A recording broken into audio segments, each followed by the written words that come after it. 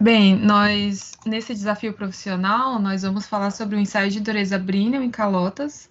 Aqui estão os integrantes do grupo. Falando aqui de uma pequena introdução acerca do método de dureza Brinell, a variação de dureza ela já remonta de tempos bem antigos e já era utilizada em meados do século XVII, quando se queria avaliar a dureza de pedras preciosas.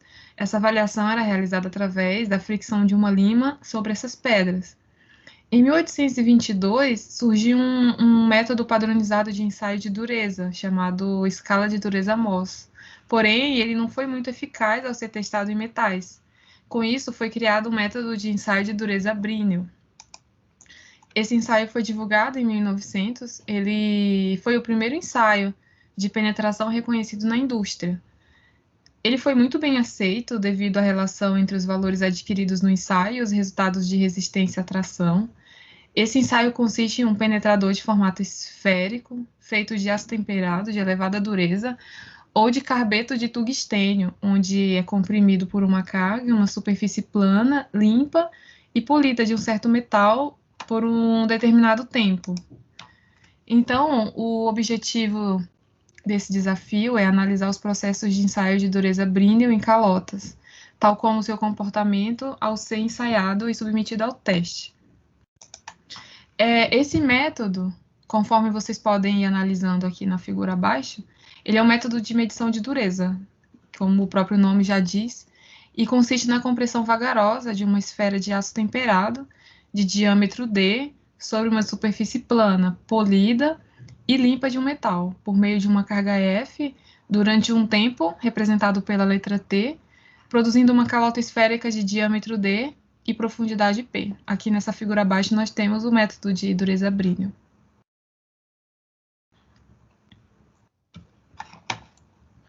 Vou continuar a parte de desenvolvimento, falando sobre a parte de cálculos da dureza Brinell. A dureza Brinell é relacionada entre a carga aplicada F dividida pela área da calota esférica, AC, impressa no material ensaiado. E essa é a fórmula que representa o cálculo para essa parte da dureza Brinell. A área da calota é dada pela fórmula πdp. Substituindo o AC pela fórmula para o cálculo da área da calota, temos. Essa é a forma do cálculo para a área da calota. E para calcular a dureza Brinell, temos essa seguinte fórmula aqui. Nessa fórmula é utilizada uma relação matemática entre a profundidade P e o diâmetro da calota. E ao lado temos uma imagem que mostra o método de dureza Brinell e aonde são extraídos os dados para o cálculo. Essas medidas são adquiridas através de uma tabela padronizada, onde se encontra todas as dimensões necessárias. Então, essa seguinte tabela aqui, ela é padronizada e aqui se encontram as dimensões necessárias para o cálculo da dureza Brinell.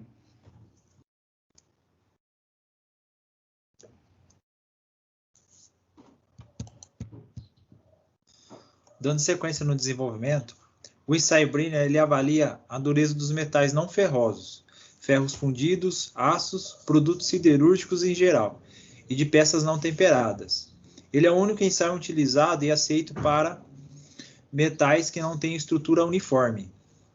Este ensaio pode ser limitado usando-se esferas de aço temperado, pois só é possível medir a dureza até 500 Hb.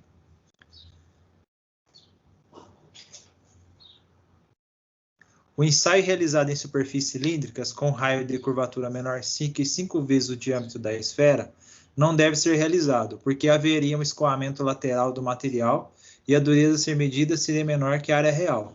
Conforme na figura abaixo aí, temos um exemplo ali, ó, quando ele é aplicado a forcima, se ele não tiver o padrão correto, que é a sua curvatura, é um escoamento lateral aí que você não consegue chegar ao real valor positivo da dureza do material.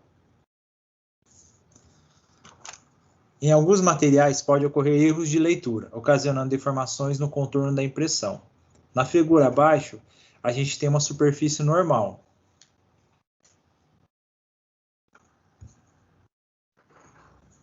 Na próxima figura, a gente tem uma deformação com aderência. Observa-se que houve uma aderência do material e a esfera durante a aplicação da carga. Na próxima figura, temos a deformação abaulada, dificultando a leitura do diâmetro. Então, a hora que ele vai aplicar a força aqui, ela está abaulada, você não consegue medir a dureza do material.